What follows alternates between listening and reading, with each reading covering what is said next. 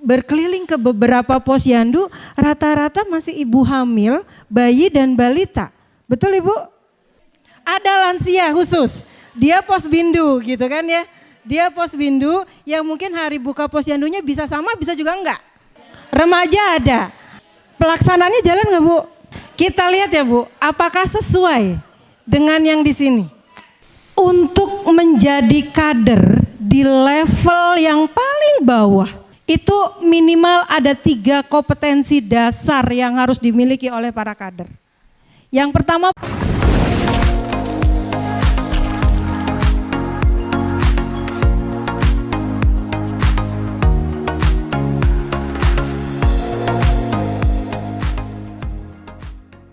baik Bapak Ibu sekalian, kita lanjut saja untuk materi kedua yang akan disampaikan oleh Ibu Ani Susiani. Beliau adalah dosen Universitas YPIB Majalengka. Nanti akan disampaikan mengenai SPM tentang kesehatan. Maka untuk waktunya dipersilahkan Ibu. izin saya juga ke depan Ibu, Bapak semuanya, karena waktunya sudah mepet, jam-jam yang enak gitu kalau mendengarkan suara gitu ya. Assalamualaikum warahmatullahi wabarakatuh.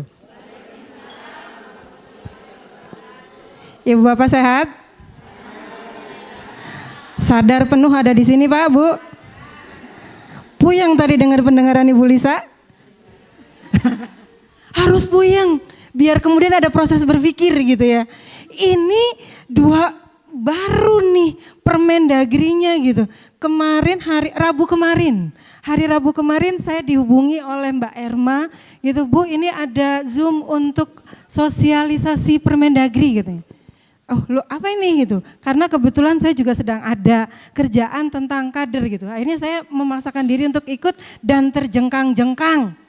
Waduh gitu ya, ngebayangin ibu, kalau saya nggak ngebayangin bapak ibu sekcam gitu ya, saya ngebayanginnya ibu-ibu kader. Karena selama ini saya sehari-harinya dengan ibu kader gitu ya.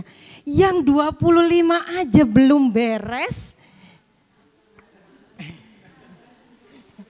Terus terang Ibu, yang 25 kompetensi kader di bidang kesehatan itu di Indramayu belum beres. Tambah lagi gitu. Makanya kemarin tadi ada pertanyaan dari Ibu hanya untuk balita gitu ya. Oh ternyata sejak tahun 2023 sebetulnya itu sudah seluruh siklus ada. Lansia juga. Jadi nanti posbindunya nanti akan krek gitu ya dengan posyandu ini. Ini akhirnya jadi 1/6. Terus terang materi ini juga dibuatnya sebelum sosialisasi Permendagri, sehingga masih berpikiran bahwa 25 tugas pokok kader dalam bidang kesehatan ini harus dikuasai gitu loh. Saya sempat bertanya, ini yang diundang siapa?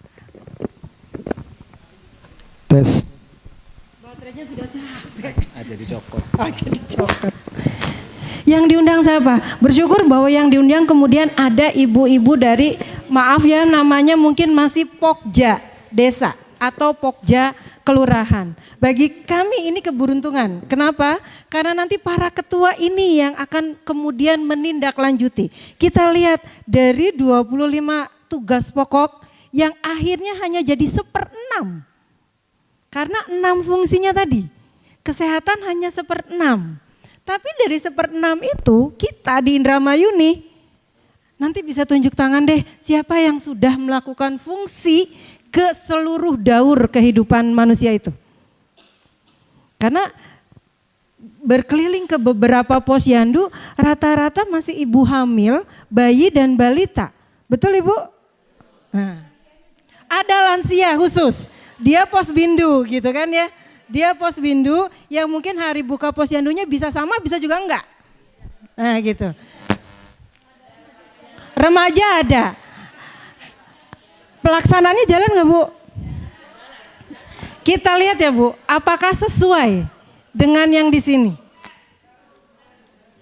Aduh ini kecil, laptop saya tidak secanggih laptop Ibu Lisa. Bisa Pak? Oke. Terima kasih Pak. Untuk menjadi kader di level yang paling bawah, itu minimal ada 3 kompetensi dasar yang harus dimiliki oleh para kader. Yang pertama pengelolaan. Yang kedua, ini Bu, bayi dan balita, baru yang satunya bebas. Pak, mohon maaf ke pengelolaan dulu Pak. Kanan Pak, kanan apa kiri ya? Kanan Pak. Terus Pak. Terus Pak. Sudah mentok ya? Berarti nggak usah digedein Pak. Enggak, di sebelah sini ada. Yang warna ungu. Nggak usah nah. Ibu, sudah melakukan kunjungan rumah belum Bu? Pada saat melakukan kunjungan rumah, apa yang dilakukan? Pendataan, lalu apa lagi Bu?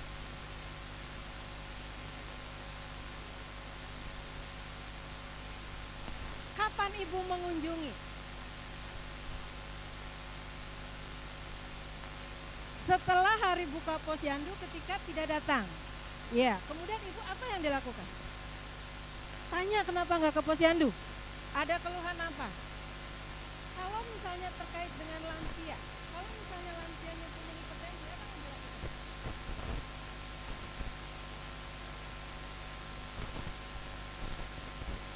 Suruh ke puskesmas ya? Nggak bawa tensi. Bawa tensi, saya mau tanya, punya tensi nggak posyandunya? Ada ya? Tiap posyandu ada. Alhamdulillah, tugas saya sedikit berkurang. Oh, tapi nggak bisa menggunakan. Yang digital ada ya Bu? Setiap posyandu punya ya? Good. Tinggal nanti mungkin yang perlu dilakukan adalah kalau digital kan penggunaannya gampang. Tinggal kemudian Ibu Bapak tahu batas atas batas bawahnya? Sampai kemudian dinyatakan oh ini hipertensi. Tahu Bu? Berapa Bu? Belum pernah diajarin. Nanti diajarin ya Bu. Siap Bu. 140/90 yang digunakan masih sampai saat ini. Jadi kunjungan rumah itu Mbak Erma lagi mainan. Ya itu street sale.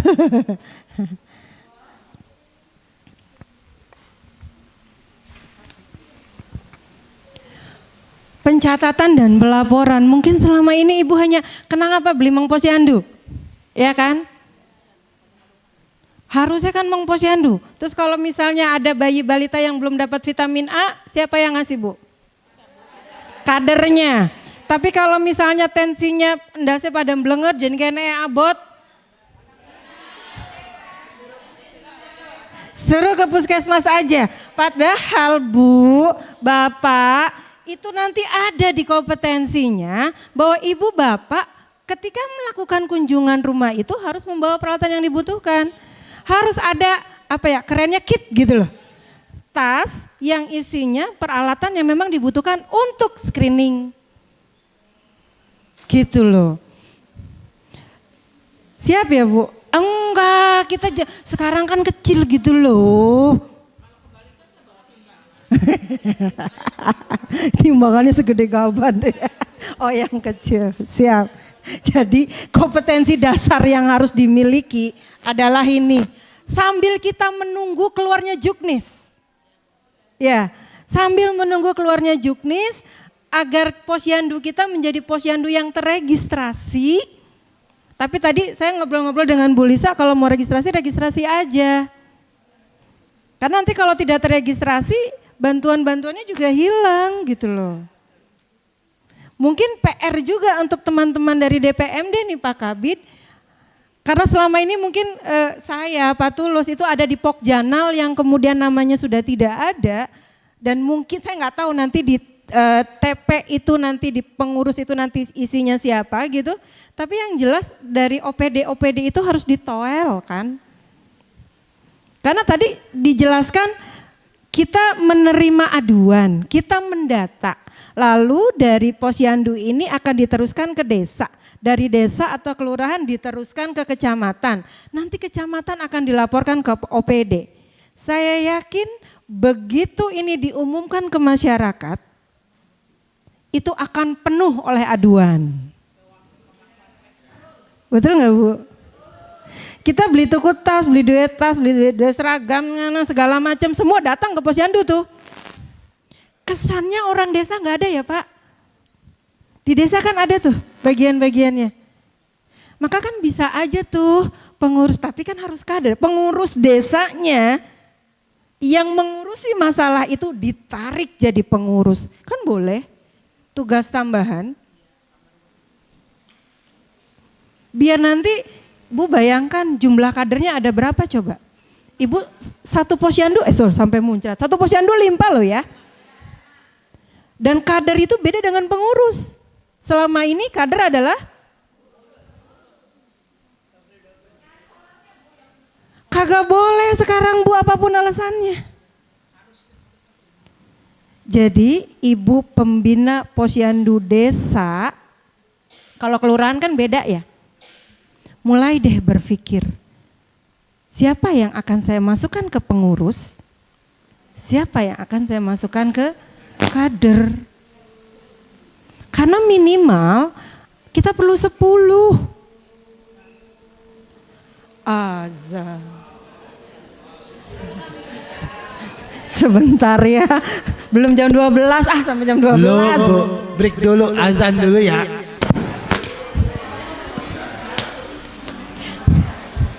Bu, Bapak lanjut yuk sampai jam 12. Karena saya yakin sebenarnya kalau ini mungkin ada yang sudah pernah terpapar. Hanya perlu penekanan lagi. Ibu, Bapak punya sumber daya yang luar biasa. Kader-kader kita itu adalah, ada Bapak nggak sih kalau kader? Oh ada. Kader-kader kita itu adalah ibu-ibu dan bapak-bapak yang luar biasa. Sok kapan kader di toel nggak mau datang? Miang baik, ningin dibega hayu. Walaupun honornya sambil senyum kesun gitu ya. Gimana kadernya sih memang. Tapi saya yakin kita sudah tahu kader mana yang bisa kita andalkan gitu ya. Dan mudah-mudahan seiring waktu semua kader kemudian, karena undang-undang peraturannya sudah jelas gitu. Mereka sudah masuk ke dalam sudah diakui secara struktur gitu, sehingga saya yakin akan menjadi Bu, daya tolak yang luar biasa, akan menjadi pendorong yang hebat gitu loh. Ayo kita sudah diakui, mau nunggu apa lagi gitu.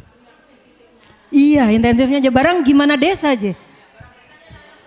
Ya, makanya saya bersyukur ketika ada ibu-ibu ketua setuju banget. Kalau ketua PKK biasanya ibu kuwu kan? Bu kuwu, bakal bapak beli ngupai duit, pai bokong bebu. Lah, emangnya gak pegel apa gitu loh. Pai bokong Bu gitu loh. Makanya ibu kuwunya harus terlibat tuh, kenapa? Karena ibu kuwunya yang akan ayo gagepa, kan gitu. Bu ini dari pengelolaan loh Bu. Komunikasi antar pribadi katanya, konselingnya jalan. Saya yakin salah satu keunggulan kader dibandingkan tenaga kesehatan adalah kader berasal dari masyarakat sekitar. Betul Bu? Yang mengenal betul budaya masyarakatnya seperti apa. Ya kan? Jadi wis apal, wah mungkin mah alay beli kejagan. Saya harus mendekatinya secara apa? Itu kader akan tahu. Itu keistimewaan kader, keunggulan kader. Sehingga sebenarnya ini bisa gitu loh. Yang wajib berikutnya adalah bayi dan balita. Saya yakin kalau bayi balita mah wis di luar kepala. Ning buku maksudnya. Karena kadang-kadang ibu kadernya nggak tahu saya harus melakukan penyuluhan apa. Padahal semuanya sudah ada di buku KIA gitu loh. Ibu, buku KIA-nya dibaca. Ya ampun baik. Apa tuh? Dilihat dipegang jangan. Kayak ning TV bae model-modelnya. Ya Bu ya, tolong diingetin kadernya, itu buku KIA-nya harus dibaca. Karena semuanya ada di situ. Kalau kita lihat dari nih tuh, poin pertama dari kompetensi kader menjelaskan buku KIA kepada ibu atau pengasuh. Jadi tolong buku KIA-nya dibaca. Melakukan edukasi Asia eksklusif MPASI ini mah udah biasa. Melakukan penimbangan sudah biasa. Mengisinya dalam buku, menjelaskan status gizi juga sudah. Simulasi penimbangan vitamin A sudah. Edukasi layanan sudah. Menjelaskan pemantauan tanda bahaya. Lah apa yo tanda bahaya? Ayo, ini balita, ibu hamil ada lagi. Ada di buku KIA. Nah itu. Berarti tugasnya ayo baca. Nah, ibu mau cari yang bentuk video juga sebetulnya banyak. Di YouTube tuh banyak. Jadi sekali-kali encang handphonenya yang pinter itu. Saya mah punya handphone yang lebih pinter dari saya Bu. Asli Bu. Ibu tanya saya mungkin ada bagian-bagian tertentu yang saya nggak bisa jawab. Tapi kalau ibu tanyanya ke handphone saya, semua bisa dijawab. Nah sama kan Bu? Ya udah manfaatin Bu. Ibu tanya apa sih? Di internet itu yang nggak bisa dijawab sama dia tuh ibu tanya apa gitu. Semua pasti ada jawabannya. Dimanfaatkan Bu di YouTube-nya tuh. Tapi kata masuknya harus benar. Jangan semasuk-masuknya yang tadi yang bisa dilihat nggak bisa dipegang tuh Bu. Hati-hati tuh Bu. Tuh, dia ketawa. Buku beli paham. Ibu hamil menyusui ini juga sudah di luar. Karena memang selama ini itu yang dilakukan. Ibu hamil balita. Hari buka posyandu nih, satu pengelolaan posyandu yang banyak kami temukan ketika lomba itu yang kemudian gagal fokus adalah laporan kader. Selama ini kader tuh lapornya kemana? Ke ibu bidan katanya gitu. Nanti ibu bidannya lapornya kemana? Ke dinas kesehatan ibu bidan mah. Punya truknya sendiri. Nah, PKK itu Maya. Iya. Ternyata harus punya laporannya sendiri. Dan nanti terkait dengan Permendagri baru, kader gak perlu lagi bikin laporan. Kuduwe Maya, kuduwe semono ega. Karena yang bikin laporan adalah pengurus posyandu. Kuduwe semono ega, angger baik apa dikongkon makan ya? Jadi semono ega maaf baik. Kadernya jadi keder ake banget sih soalnya kerjaannya. Jadi ya keder ya. Jadi nanti laporannya berjenjang Bu. Sama itu SPM lain juga kita nerima laporan, ada yang kunjungan, keluhan, kita visitasi ke sana, kemudian kita lapor ke desa, terus ke sana berjenjang. Jadi sebetulnya ya kalau darurat tuh bisa aja hari buka posyandunya barengan. Meja pertamanya nih jangan 1, 2 apa 3. Kasih SPM yang lain untuk aduan. Wis beli kudu ana meja. Sing penting mah ana bagian ya kah? Pendidikan, kemudian kimrung, tramtip dan lain sebagainya itu. Tinggal dibikin aja. Sementara loh ya, sementara. Sampai kemudian ajek gitu ya. Bantuan.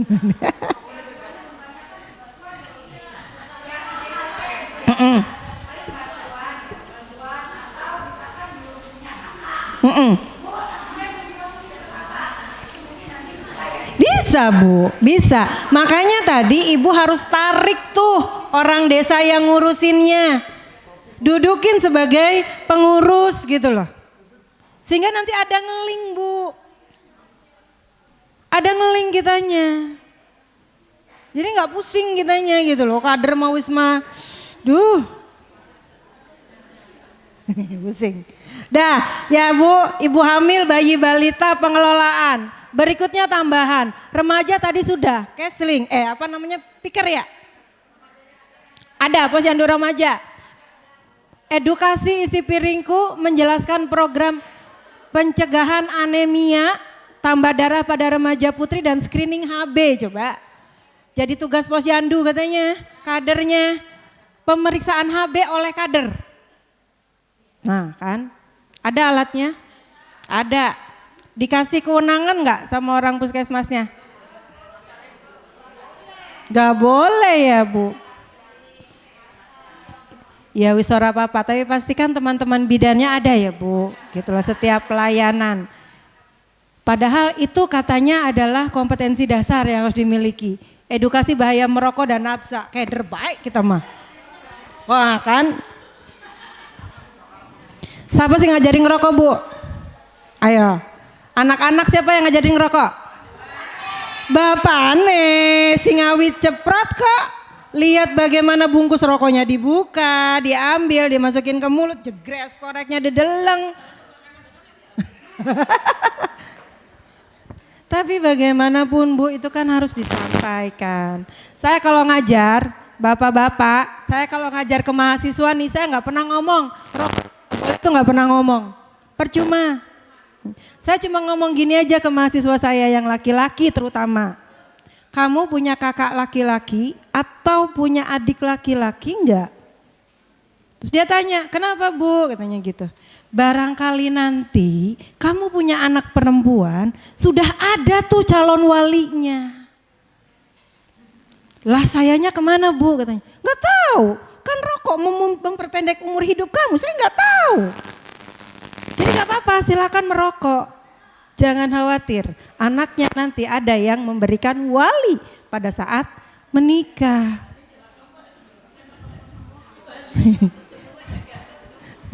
Iya, laka aja anak bapak tuan nih.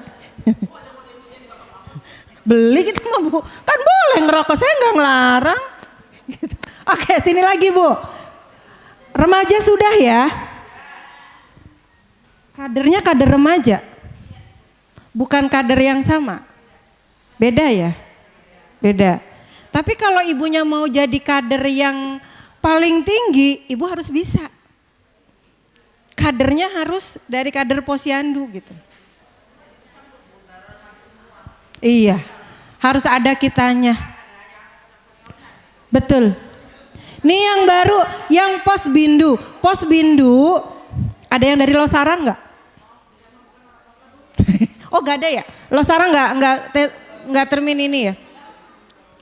Losarang tuh punya prolanis yang keren Bu. Dia punya prolanis Bunda Ceria namanya. Itu prolanis Bunda Ceria itu ketika dia istirahat tidak menyelenggarakan kegiatan, warganya komplain Bu. Pengennya tetap diadakan karena warganya sudah merasakan manfaat dari kegiatan prolanisnya. Manfaat dari keberadaan posyandu lansianya. Karena tidak hanya sekedar datang periksa tensi gitu, enggak. Mereka kemudian menarik LSM rumah sakit itu ada pemeriksaan kesehatannya gitu loh. Itu akhirnya mereka bukan sekedar senam, itu rutin itu. Enggak. Beda. Di prolanis ya.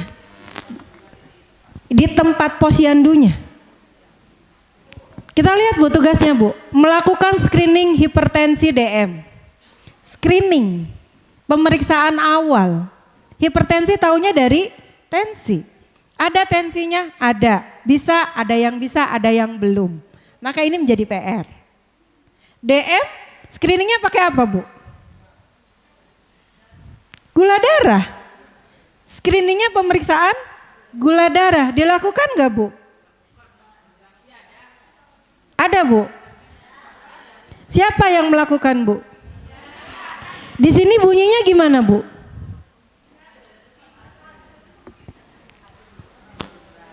kader Bu. Bunyinya begitu. Jadi Ibu Kuwu nanti selain punya tensi, punya alatnya juga ya? Punya? Iya, ditoel aja Bu bapaknya, kalau nggak kasih bokong.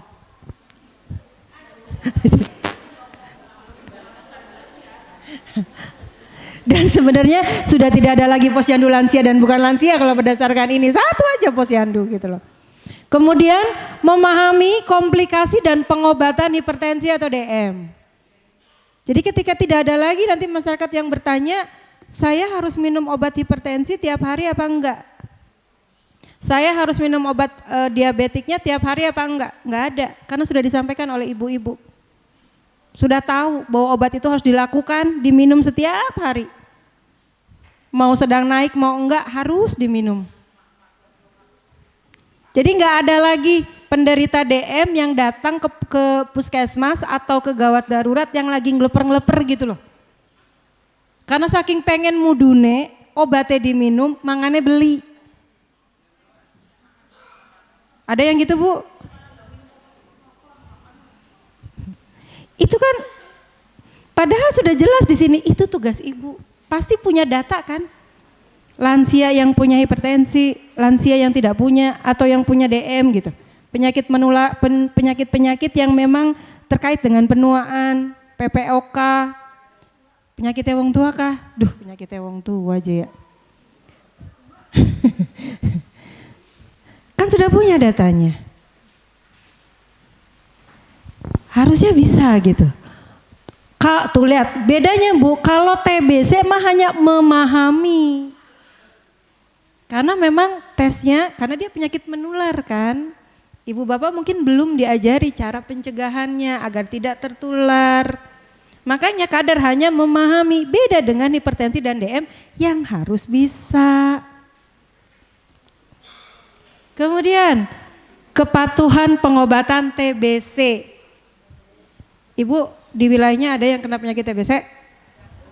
Siapa yang ngingetin penderita TBC itu minum obat?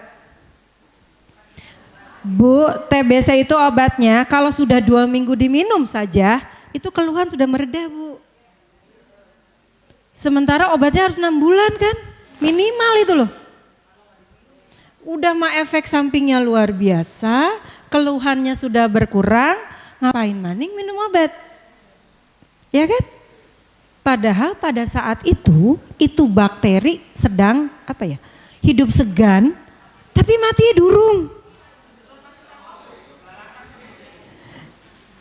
Sehingga kalau dia terhenti, ia kudu mulai maning sing awal. Masalahnya, masalah ya gampang tinggal mulai maning besi sing awal. Kan lama-lama kebal. Akhirnya resisten, tidak bisa diobati. Masalah berikutnya ketika dia batuk dalam jarak radius 10 meter, dia bisa menularkan. Dan yang ketularan itu Bu, sama langsung tidak bisa diobati. Itu bahayanya TB resisten. Jadi bukan hanya kepada si penderitanya, kepada masyarakatnya juga. Itu makanya penting sekali kemudian keberadaan kader untuk ajak lalen diminum obatnya. Baka wayai entok puskesmasnya tutup aja sampai entok dau mana. Kongkon marak sedurunge dihitung obatnya karipira. Karena nanti luar biasa efek sampingnya. Istilahnya ya Bu, istilahnya baka DM, baka hipertensi, sing lara paling wonge, paling keluarga dewek. Tapi kalau TBC dan penyakit menular yang lain yang kena bisa semua masyarakat. Dimanapun dia berada, dia bisa menularkan. Nah, itu kan yang tidak kita harapkan gitu loh. Itu peran kader kan luar biasa sekali. Ibu bidan mengposyandunya sebulan sekali. Sering kunjungan. Iku mah praktek. Kunjungan ke rumahnya. Wah luar biasa berarti. Luar biasa, luar biasa. Tapi ibu hamil aja ya, melahirkan. Stunting juga, programnya akeh sih, iya.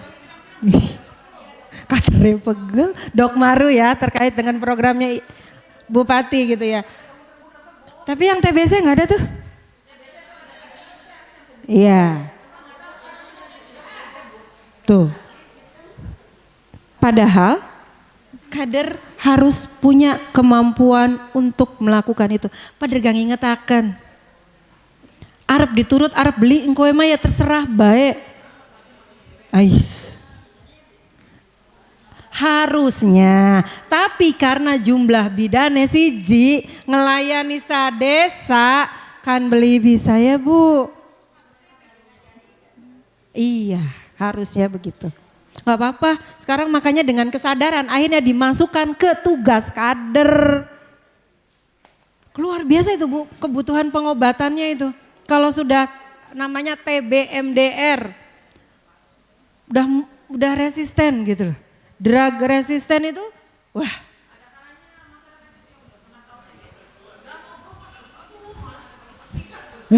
Pitesen bae bulah si mengkononku, gawe abot gitu loh. Oke, terakhir, oke. Edukasi keluarga berencana mah biasa ya, melakukan screening lanjut usia. Ada bukunya, mudah-mudahan nanti ada pelatihan khusus untuk ini dari Kementerian Kesehatan. 1/6 loh ya tadi, ini hanya 1/6 dari tugas posyandu. Nanti 5 lainnya, nanti mungkin pihak DPMD akan bekerja sama atau mengundang OPD terkait untuk rapat lagi gitu ya. Nanti akan ada lagi mudah-mudahan pertemuan. Ya waktunya iki ake banget tapi secara garis besar kayaknya sih sudah gitu. Baik, terima kasih Bu Ani. Kita beri aplaus untuk narasumber kedua. Bapak Ibu kader yang saya hormati, terkait apa yang tadi disampaikan oleh Bu Ani bahwa ada 25 keterampilan yang mesti ditindaklanjutin oleh Bapak Ibu kader semuanya ya. Mangga barangkali ya ada yang ingin bertanya silakan dikasih 2 penanya. Dari sebelah kanan Bu Sekmat. Cukup. Dari tengah sudah cukup ya. Oke, baik, kalau sudah cukup Bapak Ibu sekalian, karena memang waktunya sudah pukul 12, jadi nanti setelah pulang dari sini mohon ibu-ibu kader atau bapak-bapak kader tolong dibaca apa yang tadi disampaikan oleh narasumber, dan materinya bisa di-download di link ini. Silahkan dicatat tuh linknya. Dan yang kedua, nanti untuk transport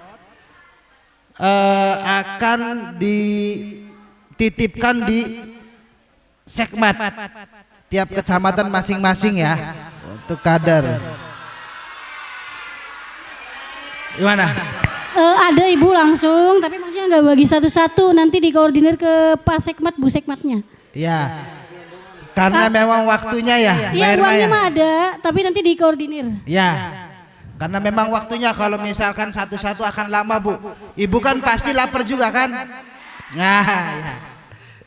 Saya rasa itu ya. Terima kasih kepada narasumber yang sudah hadir di acara kegiatan pembinaan posyandu, dan juga tentunya kepada para bapak ibu dan sekmat yang sudah hadir, yang terus juga para kader-kader posyandu baik itu yang dari berapa 7 kecamatan ya yang sudah hadir. Saya rasa itu yang ingin kita sampaikan. Mohon maaf bila mana ada salah kata. Saya akhiri, wassalamualaikum warahmatullahi wabarakatuh.